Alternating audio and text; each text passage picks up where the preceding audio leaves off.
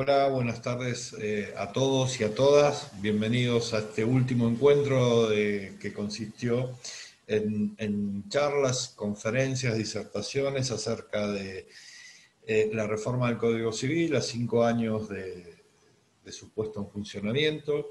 Le damos la bienvenida a nuestra Universidad Nacional de Lomas de Zamora, en especial a la Facultad de Derecho. Hoy tenemos el honor de presentar a un profesor titular que va a cerrar el ciclo de estas charlas y conferencias, que es el doctor Alejandro Núñez, quien nos va a disertar acerca del impacto de la reforma del Código Civil en el derecho internacional privado, materia de la cual, repito, él es titular. Así que es para mí un orgullo presentar a este docente y amigo, Alejandro. Cuando quieras podés empezar. Bueno, gracias, buenas tardes a todos. Ante todo, gracias a la Facultad de Derecho de la Universidad que nos brinda este espacio como para poder empezar a discutir algo que realmente nos inquieta a todos, nos gusta, como es el impacto que ha tenido dentro del código nuevo de nuestro Código Civil y Comercial de la Nación, el derecho internacional privado. Bueno, las modificaciones que se han producido luego de la reforma, luego del 15 de agosto del 2015, han sido oportunas. Han sido oportunas. ¿Y por qué decimos que han sido oportunas? Porque se han enlazado en esta reforma principios de orden constitucional, de raigambre constitucional, y también principios del sector del derecho internacional privado que no estaban contenidos en el Código de Vélez. Más aún, metodológicamente, el Código nos da una nueva fisonomía a comparación de la vieja Ley 340. En el Código anterior, si bien era un código que ya tenía un poquito más de 150 años, reflejaba esa falta de sistematización y encontrábamos diseminadas en todo el cuerpo normativo cada una de las normas que interesaban al derecho internacional privado. La nueva reforma, o la reforma a esta Ley 340, que es el nuevo Código Civil y Comercial de la Nación, con su aporte metodológico, planteó una serie de pautas que fueron tenidas en cuenta para elaborar toda esa estructura normativa. Y a su vez, establece cuáles son los principios que va a contener o que contiene el nuevo código y que lo encontramos receptados en el título 6 de este nuevo ordenamiento. Específicamente, ¿cuáles fueron los principios que orientaron al legislador a los fines de esta reforma? Particularmente los principios son los mismos que define la Comisión Reformadora del nuevo Código, pero que influyeron directamente sobre los principios generales del derecho internacional privado. El primero de esos principios que encontramos es que este código entronca directamente con el denominado bloque cultural latinoamericano, cuestión que antes no estaba contenida, principio que no estaba receptado así en el viejo código. El segundo término, el otro principio que encontramos en la reforma, es la denominada constitucionalización del derecho internacional privado. Y esto influye directamente en las normas de derecho internacional privado del Código. ¿Por qué? Porque se ensalzan y se entroncan con estos principios que se introducen a partir de la ratificación de los tratados internacionales, como por ejemplo el Tratado de Derechos Humanos. Es decir, también esta constitucionalización de derecho privado hace que haya una constitucionalización de las normas de derecho internacional.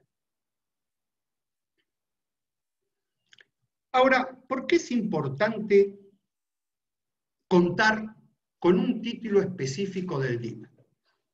En primer término, porque antes, desde el punto de vista metodológico, no lo teníamos. Y realmente Hoy por hoy, el mundo en el cual nos vivimos, que nos desarrollamos económicamente, que vivimos socialmente, que nos exteriorizamos culturalmente, hace que nos veamos en la necesidad de contar con un sistema organizado de normas de derecho internacional privado. Imaginen ustedes que todas estas relaciones jurídicas entre particulares me refiero a personas humanas o a personas jurídicas, que se fueron desarrollando y en forma exponencial, sobre todo en los últimos decenios del siglo pasado, y más aún en los albores de este siglo, era necesario que las normas del DIP estuviesen sistematizadas en función de que estas relaciones internacionales que se iban dando generaban la colisión de ordenamiento de distintas raigambres que el juez que llevaba una causa de esta índole en sus estrados debía aplicar, y en función de esto, esta sistematización vino a ayudar a la tarea del magistrado, a la tarea del aplicador de justicia. A esto tendríamos que agregarle también que Argentina es parte de una regionalización, es decir, somos y pertenecemos a un Estado, a una unidad regional como es el Mercosur. Esta integración regional también en el marco y en este ámbito se van generando relaciones iusprivatistas de tipo internacional que amerita que tengamos un compendio sistematizado de normas para que el magistrado pueda armonizarlas al momento de dictar sentencia.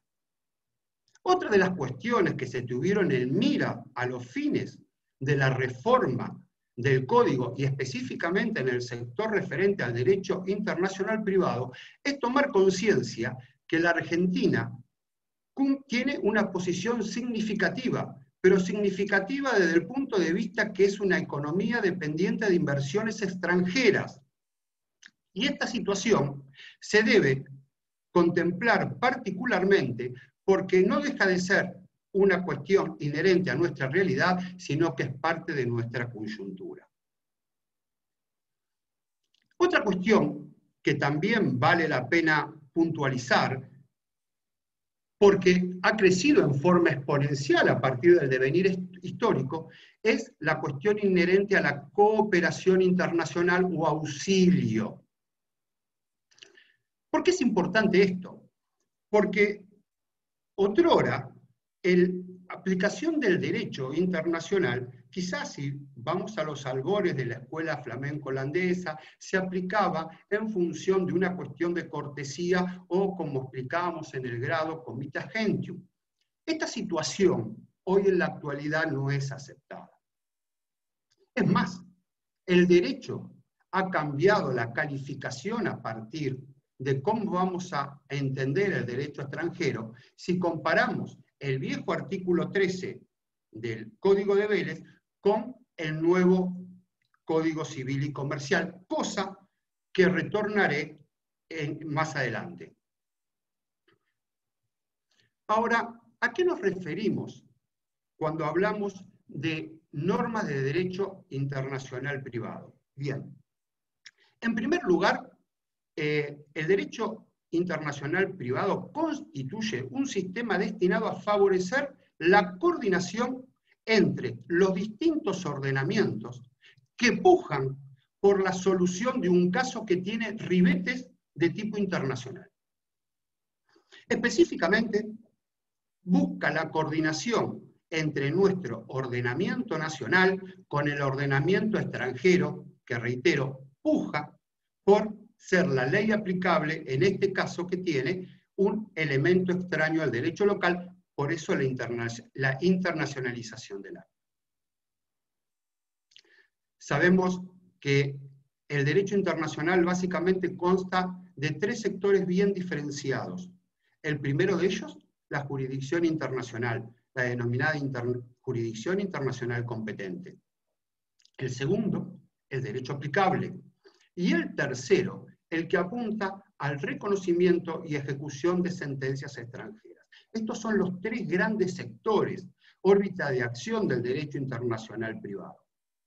Bien, de estas tres cuestiones, que son las neurálgicas, que vendría a ser la columna vertebral del derecho, ¿cuáles son las que fueron reguladas según la disposición de nuestro nuevo código?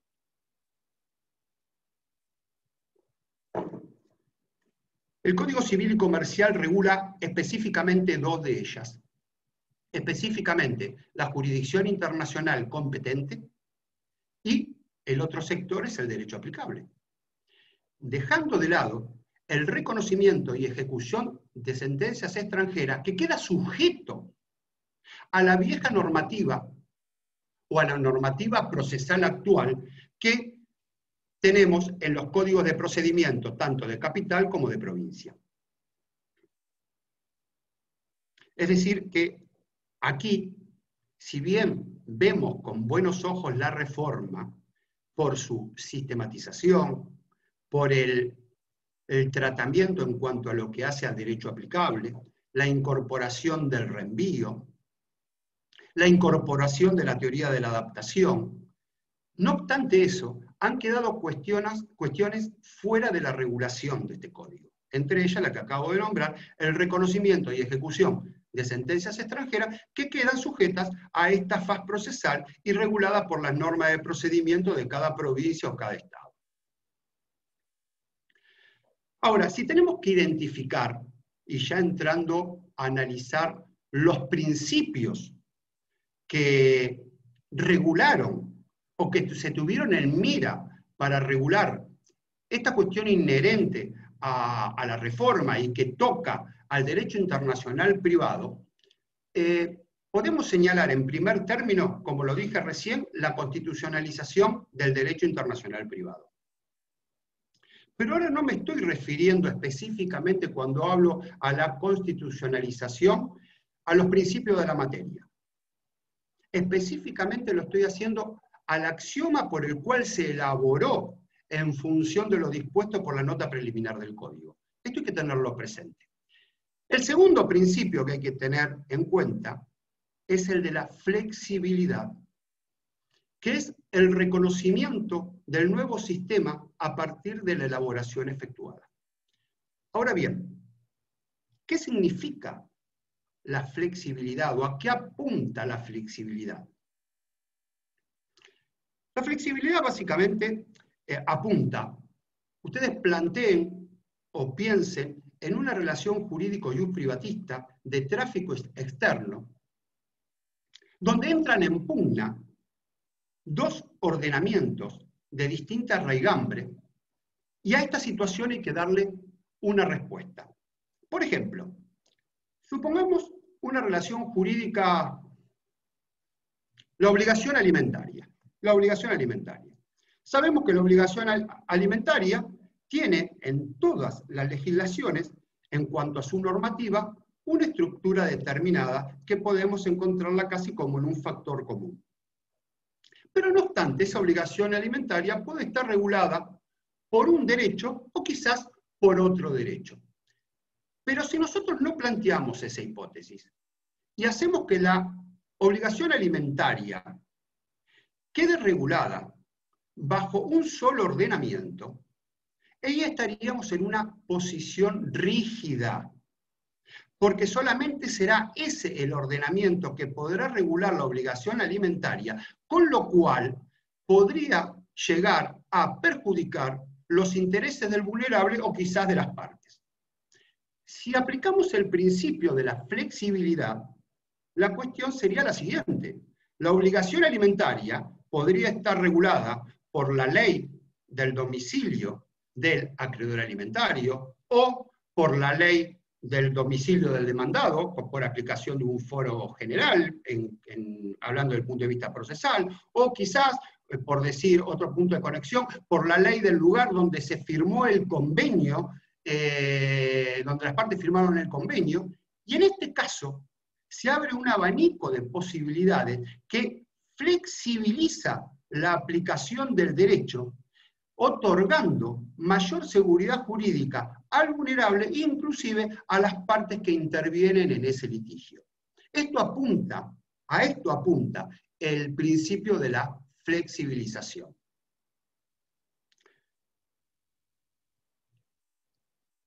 Cuando hablamos de relaciones jurídicas internacionales específicamente, esto ya es una cuestión de grado, pero bien vale la pena hacer aquí la mención. Hablamos de relaciones que básicamente tienen un elemento extraño al derecho local y a modo de ejemplo, por ejemplo, un matrimonio celebrado en España, que uno de los contrayentes pretenden el reconocimiento de esa unión en el ámbito de la República Argentina, o un divorcio cuya sentencia se logró en el Estado francés y una de las partes pretenden el reconocimiento de esa sentencia porque desea casarse en segundas nupcias en nuestro territorio, o en el caso de un contrato celebrado entre dos particulares, entre dos personas humanas o entre dos personas jurídicas de existencia ideal, que tienen sus domicilios uno en la República Argentina y otro en un tercer estado. Estas son algunas o algunos de los ejemplos que nos demuestra que el problema de la flexibilidad quedó captado cuando hay más de un ordenamiento jurídico interesado en regular una relación. Bien. El otro instituto que no puede pasar por alto y que también hace a uno de los principios es el que se refiere a la cooperación. Y este es un aspecto más que importante dentro de la rama del derecho internacional privado. Sobre todo en el escenario donde nos vinculamos, donde nos toca vivir, donde nos toca ejercer nuestro desarrollo social, económico y laboral.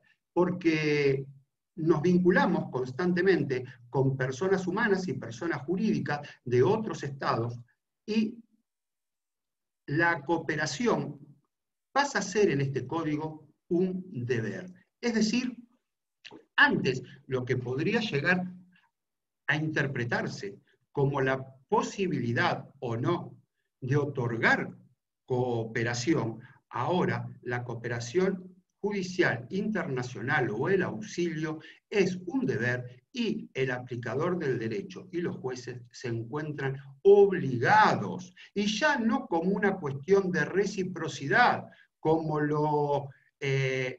así lo receptaba el artículo 4 de la ley falencial, sino sin cortapisas aplicamos directamente todos aquellos resortes que sean necesarios para poder otorgar cooperación judicial internacional. Esto también brinda una de las finalidades que tiene el derecho internacional privado, que es otorgar seguridad jurídica a las relaciones internacionales. Llegando ya a la conclusión de los principios, el otro que no puede pasarse por alto es el principio de la autonomía de la voluntad. Es un principio muy conocido por todos, ya sí estaba dispuesto en el Código de Vélez, también lo tenemos reflejado aquí en nuestra norma de derecho internacional privado, y está receptado básicamente por la jurisprudencia y en forma unánime por la doctrina nacional. ¿Qué consiste? Básicamente, en respetar la decisión de las partes en cuanto al derecho y la jurisdicción que ellos han elegido a los fines de regular esa relación jurídica contractual, inclusive por otro derecho que pudiera llegar a corresponderle. Lógicamente, esta autonomía de la voluntad que tiene sus límites, y reconoce esos límites materiales. ¿Y cuáles son esos límites materiales? Y bueno, pura y exclusivamente, ¿qué relaciones pueden llegar a estar sujetas o bajo el paraguas de la autonomía de la voluntad? Bueno, básicamente todas aquellas relaciones personales de carácter patrimonial. Y luego, por último, ya llegando a lo que tiene que ver con la jurisdicción en materia de la autonomía, esto también está contenido en nuestra normativa y específicamente la prórroga tanto en los códigos de procedimiento que no estaban contempladas en el Código de Vélez. Algo que hay que dejar también en claro y que no lo podemos pasar por alto es, no sé si les di lo dije así a vuelo de pájaro, pero quiero puntualizar esto, que es la incorporación o la mención que los principios que hemos estado hablando directamente es la recepción o es el reconocimiento de la normativa o los principios dispuestos en el artículo 75 de la Constitución Nacional, específicamente en los artículos 22 y 24, dándole primacía a los tratados internacionales. ¿Por qué quiero terminar esta parte de mi alocución con este tema? Porque ahora voy a hablar específicamente de las disposiciones generales del DIP a partir del artículo 2594, y este tema entronca directamente con esa normativa.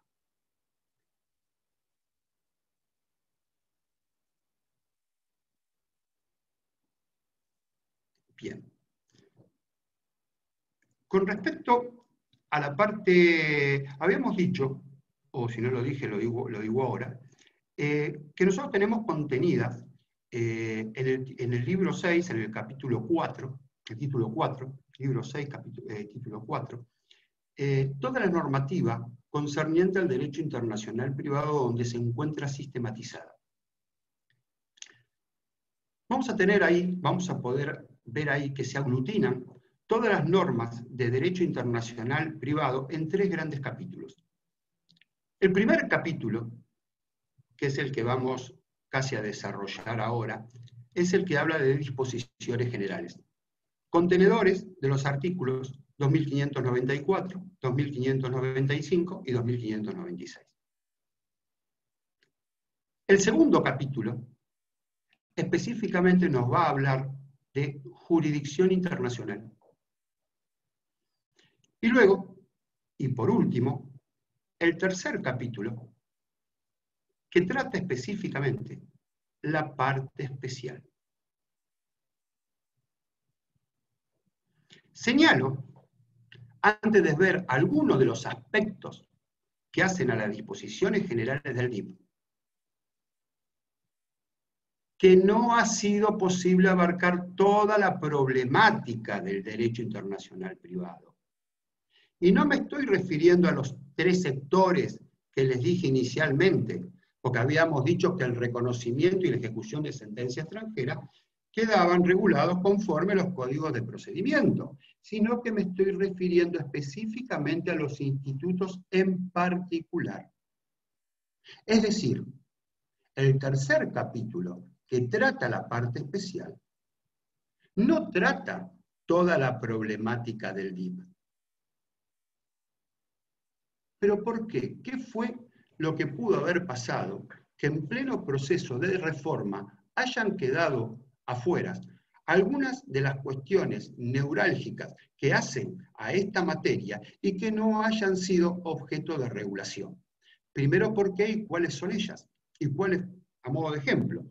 A modo de ejemplo, les puedo nombrar que no ha sido regulada la cuestión referente a insolvencia internacional.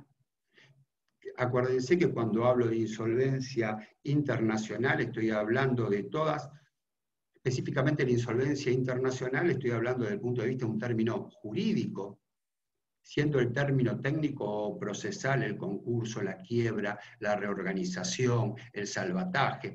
Todas estas cuestiones entran dentro de lo que yo estoy hablando de insolvencia internacional. Tampoco fue abordado la cuestión referente a navegación, que se encuentra regulada por la 24094. Tampoco fue regulada la cuestión inherente a la propiedad intelectual. Pero esto, específicamente, ¿por qué no pasó? Bueno, no pasó porque la Convención de Reforma adelantó que todas estas cuestiones, todos estos institutos seguirían contenidos y regulados por sus legislaciones específicas. Por eso hoy Navegación continúa con su propia normativa. Por eso digo que no se han agotado en materia de discusión y de codificación muchas cuestiones que son inherentes al DIP y que no se encuentran contenidos en el nuevo Código Civil y Comercial de la Nación. Introduciéndonos ya en las disposiciones contenidas, en los primeros capítulos que se recepta o que se denomina o se intitula como disposiciones generales, vamos a hacer un desarrollo de lo que es el tratamiento de lo que se conoce como problemas que integran la parte general del DIP. ¿Recuerdan ustedes que en la fase didáctica, en la carrera de grado, cuando cursábamos Derecho Internacional Privado, los docentes generalmente empezaban la primera clase del cuatrimestre explicándonos la diferencia de una norma directa a una norma indirecta, y específicamente de la norma indirecta nos explicaban también no solamente la estructura típica de la norma, el tipo legal, la consecuencia jurídica, el punto de conexión, sino aquellos aspectos que denominábamos aspectos positivos y aspectos negativos de la norma. Estoy haciendo expresa mención a lo que es la teoría de las calificaciones, a la cuestión previa, al reenvío, al fraude a la ley, al orden público, al pluralismo metodológico, a la aplicación del derecho. Todos estos temas fueron tratados en la reforma. Bueno, aquí que no. ¿Pero por qué? Específicamente porque la Comisión de Reforma entendió que no era adecuado tratar todos los problemas, y así no se abordó, por ejemplo, la problemática referente a la teoría de las calificaciones o a la cuestión previa. ¿Pero por qué? Porque entendían, y voy a utilizar un calificativo que utiliza la doctora Adriana Dressing de Clor, que lo refiere como que no se pretendía o no se quería encorsetar al juez al momento de dictar sentencia en un caso que tenga ribetes internacionales. Así que estas cuestiones no las vamos a encontrar en nuestro Código Civil y Comercial de la Nación, y son nuevos horizontes de investigación para que en una futura reforma puedan llegar a formar parte de este sistema de derecho internacional privado. Por ende, ¿a qué se dedicó la Convención Reformadora poniendo el mayor tino? Y a la columna vertebral del derecho extranjero, del derecho internacional privado, disculpen. ¿Y cuál es esa columna vertebral? Que es la aplicación y el tratamiento del derecho extranjero.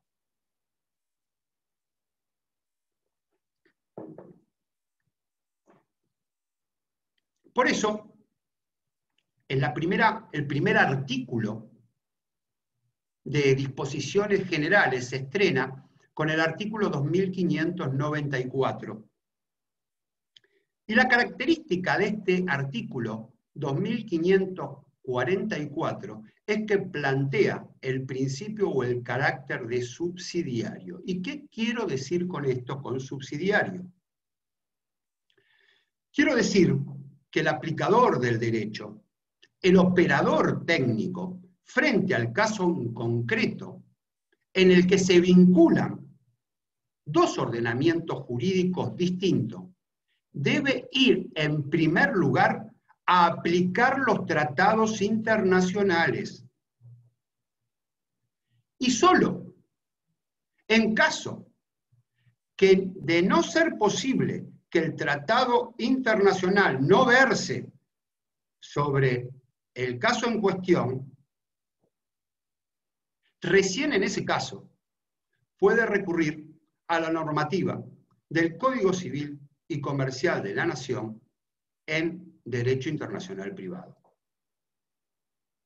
Este artículo 2594 no es otra cosa que la reafirmación del principio, que es lo que dije anteriormente, que se encuentra plasmado en el artículo 75 de la Constitución Nacional, inciso 22 y 24, que establece ¿qué cosa? La jerarquía normativa, y de allí surge, sin dejar ningún tipo de espacio para el debate en cuanto a este punto, la primacía de los tratados internacionales.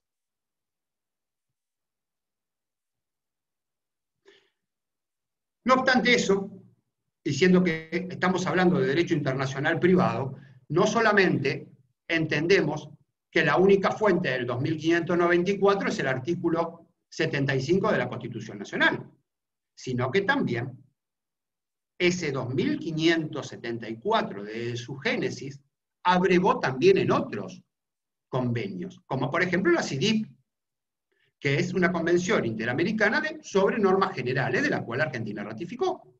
O por ejemplo, el Tratado de Viena sobre derecho aplicable en los tratados.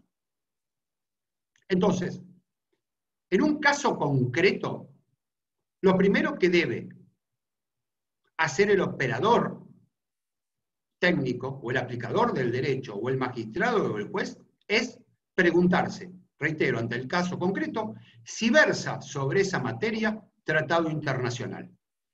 De ser su respuesta afirmativa, la aplicación del tratado se hace obligatoria. De no haber tratado, los interrogantes en materia de derecho aplicable y jurisdicción se van a regir por las normas del Código Civil y Comercial en los términos del derecho internacional privado. ¿Está claro hasta acá? No pierdo como si estuviera en clase. Bueno, aquí, cuando hablo del artículo 2594, es uno de los más ricos para debatir, para analizar, para estudiar, porque este tratamiento de la aplicación del derecho extranjero se da un giro de tipo copernicano, podríamos decir, con relación a las normas en vigor hasta la entrada en vigencia del nuevo código. Y este interrogante que estoy planteando lo responde el artículo 2595. ¿Por qué? Porque cuando hablamos del tratamiento del derecho extranjero, cuando hablamos de cómo vamos a aplicar el derecho extranjero, lo tenemos que formular básicamente tres preguntas. ¿Qué es el derecho extranjero? Y específicamente cuando digo qué es, me estoy refiriendo a qué tratamiento le voy a dar. La segunda pregunta que me tengo que formular es ¿cómo se aplica? Y la tercera es ¿quién lo aplica? Estas respuestas, para aquellos que estudiamos por el viejo código, Vélez las respondía a partir del artículo 13, donde en dicho artículo el derecho extranjero era considerado un hecho. Por ende, las partes debían alegarlo y probarlo. Y ello responde al principio dispositivo de esa normativa, ese código. Pero si nosotros sumamos que la dinámica actual es distinta a la dinámica de 1871, que es la fecha de sanción del código, de nuestro Código Civil, de nuestro viejo Código Civil, inclusive que nuestra dinámica actual en cuanto a las relaciones humanas es distinta a la de hace 50 años, vamos a entender entonces que el tratamiento al derecho extranjero no puede limitarse a reconocerlo como un hecho y sujetar su aplicación a que la parte pueda o no probarlo. Hoy en la actualidad, el artículo 2595 se enrola en considerar al derecho extranjero como un hecho notorio hecho notorio. Goldschmidt ya lo había calificado para nombrar parte de la doctrina en esta categoría o de esta forma. ¿Y qué consecuencias tiene esto de calificar al derecho extranjero como un hecho notorio, señores? La primera consecuencia es que el derecho extranjero, al ser calificado como notorio, lo aplica el juez. Lógicamente, sin descartar el protagonismo de las partes, que pueden o no probarlo. Pero este derecho calificado como hecho notorio se aplica de oficio. Se aplica de oficio, independientemente de la probanza o la alegación que puedan hacer las partes. Nuestra jurisprudencia, básicamente, está enrolada en considerar al derecho extranjero con esta calidad. Hecho notorio me refiero. Pero también considerar que su aplicación debe ser de oficio como lo dispone también la Convención Interamericana de Normas Generales, la CIDIP II, de la cual Argentina, como ya dije, es parte. Sin embargo, otrora, los juzgados han dejado precedentes de la aplicación del artículo 13 en forma literal.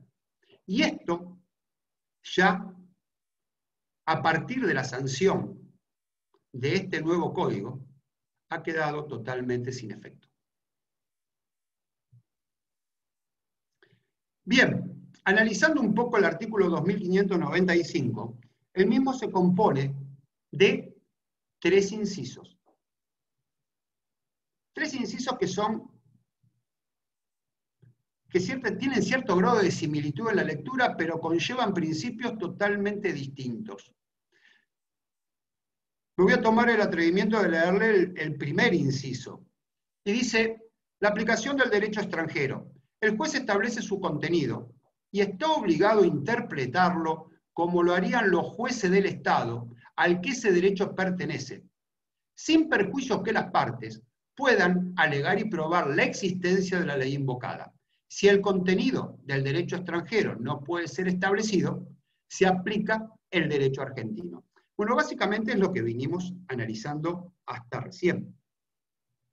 Lo importante que puedo destacar de la lectura de este primer inciso, que la aplicación de ese derecho extranjero debe tener una aplicación con asequible probabilidad de cómo lo haría el juez del lugar donde ese derecho pertenece.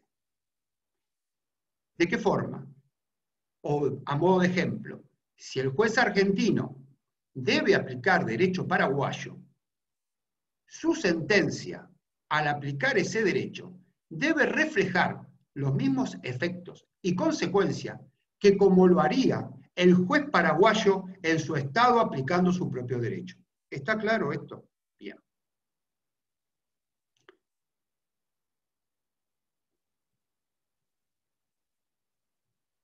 El segundo inciso del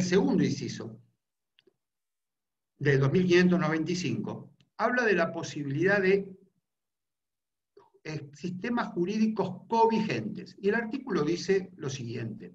Si existen varios sistemas jurídicos covigentes, con competencia territorial o personal, o se suceden diferentes ordenamientos legales, el derecho aplicable se determina por las reglas en vigor dentro del Estado al que ese derecho pertenece, y en defecto de tales reglas, por el sistema jurídico en disputa que presente vínculos más estrechos con la relación jurídica de que se trate. Bien, acá es importante hacer una mención para poder entender esto de los vínculos más estrechos y de cuál es la etiología de los vínculos más estrechos. La etiología de los vínculos más estrechos, señores, es el principio de proximidad, que va de la mano con el principio de razonabilidad. Cuando, por ejemplo, al principio de esta locución yo les nombré el principio de la constitucionalización del DIP, y les hablé de la flexibilización, y les hablé de la autonomía de la voluntad, esos son tres principios claves del derecho internacional privado, pero también lo son el principio de la razonabilidad y el principio de la proximidad. Este principio de la proximidad lo vemos aquí, en este inciso 2, en este inciso B del artículo 2595. Y cada vez que nosotros estudiemos o vemos hablar de vínculos estrechos, directamente tenemos que hacer remembranza a que nos están hablando de lo que es el principio de la proximidad. En este caso, ¿cómo resuelve el juez? En el caso del inciso 2, del inciso B.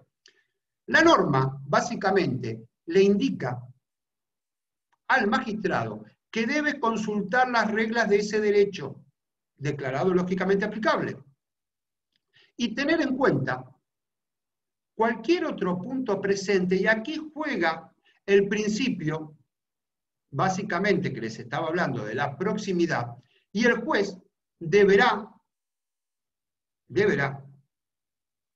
lograr aplicar aquel derecho, porque estamos hablando de legislaciones covigentes, aquel derecho que tenga vínculos más estrechos con el objeto de litigio.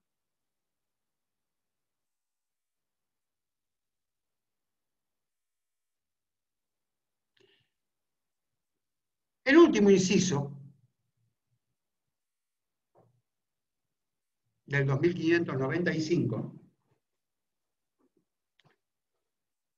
nos indica que si diversos derechos son aplicables a diferentes aspectos de una misma situación jurídica o a diversas situaciones jurídicas comprendidas en un mismo caso, esos derechos deben ser armonizados. Esta palabra no puede pasar por alto, porque armonizado va directamente ligado con la denominada teoría de la adaptación, que lo voy a explicar ahora.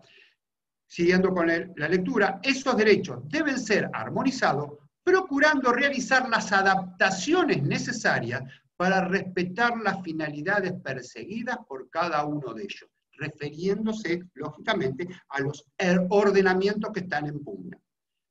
¿Cómo debe actuar el juez en este caso? En este caso, el magistrado, el aplicador del derecho, el operador técnico, deberá armonizar cada una de las legislaciones en pugna dentro de esa relación ius privatista internacional. Y a modo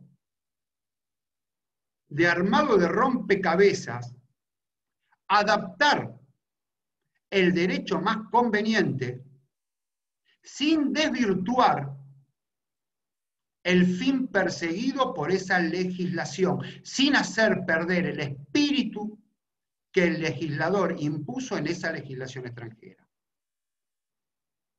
Es una tarea no solamente de rompecabezas, sino de interpretación, por eso hablamos de la teoría de la adaptación.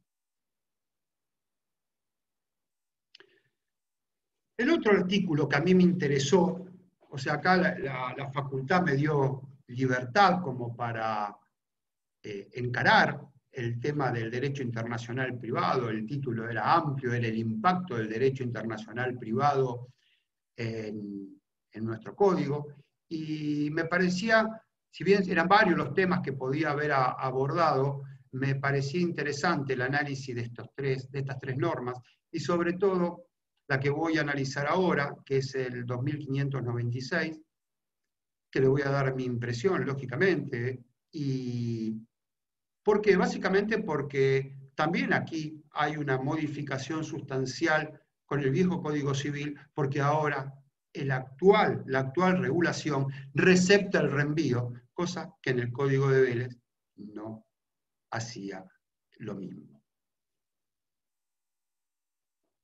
El primer punto a tener en cuenta, cuando nosotros hablamos de aplicación de derecho extranjero,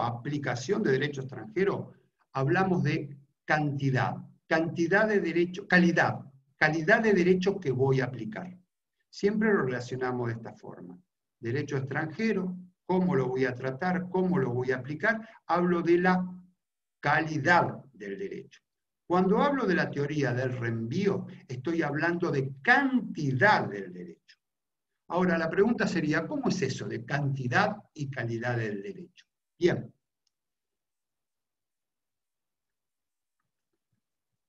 Primero, antes de explicar esto, por qué de la calidad y el porqué de la cantidad del derecho.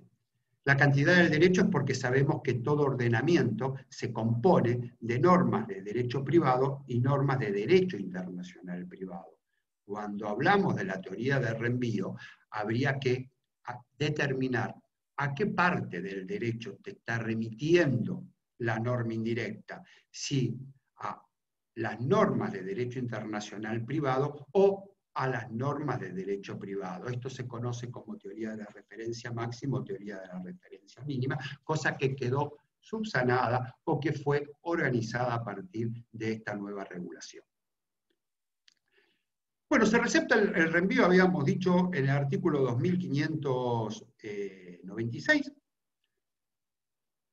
porque básicamente se consideró necesario armonizar lo que entronca con el principio sustentado en el artículo anterior, en el 2595. Y lo que se tiende a armonizar son los ordenamientos jurídicos extranjeros. ¿Con cuáles? Con nuestra legislación, está claro. Ustedes saben que, como dije recién, nuestra legislación cuenta dentro de su plexo normativo con normas de derecho privado y normas de derecho internacional privado. Y las legislaciones foráneas cuentan exactamente con el mismo tipo de normas. Normas de derecho privado como normas de derecho internacional privado.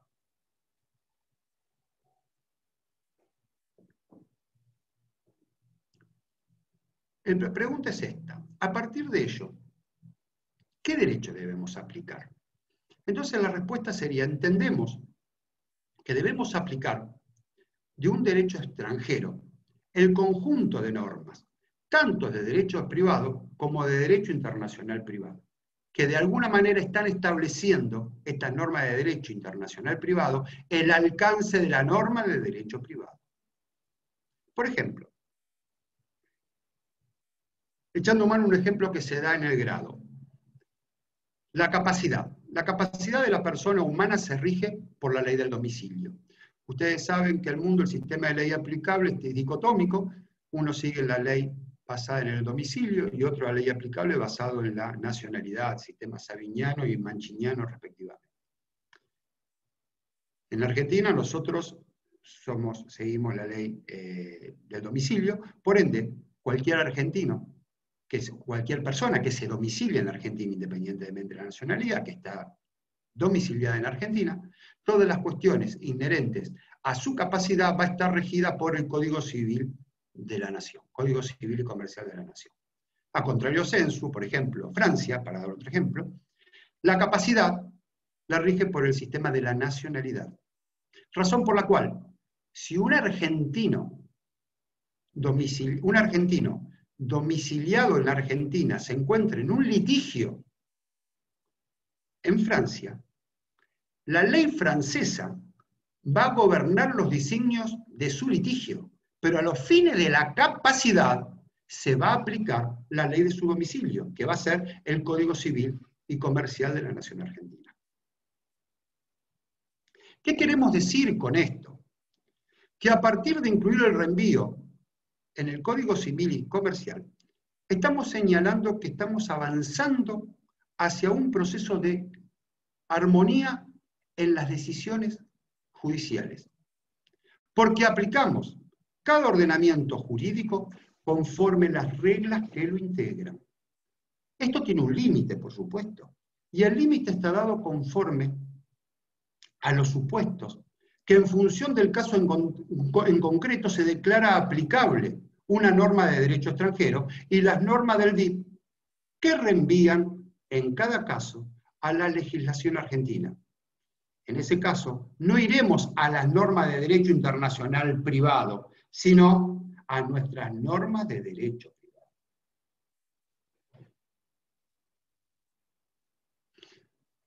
Otro supuesto, por ejemplo, en materia contractual, supónganse que las partes en una relación jurídico internacional de tránsito externo en el marco de una relación contractual determinan o señalan conjuntamente como aplicable la legislación francesa. La pregunta es, ¿qué parte de la legislación francesa? ¿Las normas de derecho privado o las normas de derecho internacional privado?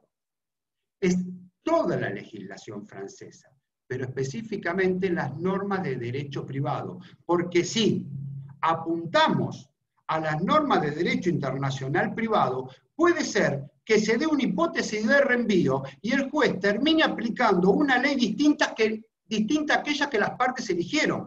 Las partes en esa relación jurídica determinaron, a los fines de regular su contrato, la ley francesa. Por ende, serán las normas de derecho privado del Código francés la que regule esta relación contractual. Esta es la modificación que se introduce en nuestro Código Civil y Comercial a partir de la regulación del artículo 2596. Antecedentes de estos, en nuestro ámbito, ya hay un antecedente importante que es del año 1967, que es el caso Píndola con Volati, que nos vincula directamente con Chile, y otra fuente interna es el proyecto de reforma de Derecho Internacional Privado, no es proyecto de reforma, es proyecto de Derecho Internacional Privado del año 2003. Por último, y a modo de raconto, a modo de resumen, porque como he elegido algunos temas y otros no los he abordado, quiero por lo menos dejar en claro la problemática o las cuestiones que se tratan en los otros capítulos. Entonces, puedo decirle que en el capítulo 1 versa sobre el pluralismo metodológico, que esto es una cuestión no contemplada, vinculando distintos tipos de normas que adopta el derecho internacional privado, el orden público. El capítulo 2, sobre normas en materia de jurisdicción específica, no en cada instituto, sino en normas particulares a considerar, como por ejemplo domicilio, residencia habitual, cooperación, litipendencia. Y en el capítulo 3, ya último, el tratamiento particular de cada instituto, que está regulado dentro de nuestro Código Civil y Comercial. Por último, ya finalizando, básicamente sabemos que el derecho, no ya el derecho internacional privado, el derecho, se nutre específicamente de normas y principios. Pero tengamos presente que todos los pueblos y las diferencias culturales, y sus diferencias culturales básicamente, tienen la suficiente capacidad para construir sus propias verdades y a partir todo ello del peculiar bagaje de valores, creencias y experiencias. Esto no es mío, esto lo extracté de Mario Benedetti, de su obra Los unos y los otros, pero me llamó poderosísimamente la atención porque lo que estoy extractando de este autor es básicamente la esencia de lo que es el derecho internacional privado, que es el respeto a la diversidad, el respeto a la convivencia de los ordenamientos, que plasma básicamente esa pluralidad que queda de manifiesto en cada una de las naciones. Bueno, esto es lo que preparé para el día de hoy. Muchísimas gracias, Ale. Muy claro como siempre. Tuvimos un montón de gente en la sala. Ha sido muy entretenido. Nos hemos quedado todos con tu relato, con tu generosidad en el conocimiento, compartiéndola con nosotros. Lo que no tenemos son preguntas, sí, muchos elogios tenemos en el chat, que te lo quería hacer saber. y nos gustaría, si es posible, que hagas algún cierre con alguna conclusión personal tuya, si te parece. Sí, excelente. Para hacer un cierre, básicamente hubiera guardado la frase de Mario de Benedetti para hacer el cierre, hubiese sido, pero básicamente si voy a hacer el cierre, espero no excederme porque voy a hablar del derecho internacional privado y bueno, uno se pone a hablar de esta materia y uno pierde un poco el tiempo y no quiero abrumarlo. Básicamente, este nuevo código, si bien todavía tiene determinado tipo de falencias, como algunos doctrinarios han referido, yo quiero rescatar que muchos de aquellos institutos que desarrollamos en el grado y que antes de la sanción del código los jueces debían subsanar porque existían lagunas o debían subsanar mediante analogía, hoy con este código tenemos respuesta para muchos de estos principios que hoy el derecho internacional privado realmente robustece y que ayuda a la tarea del legislador al momento de aplicar el derecho extranjero.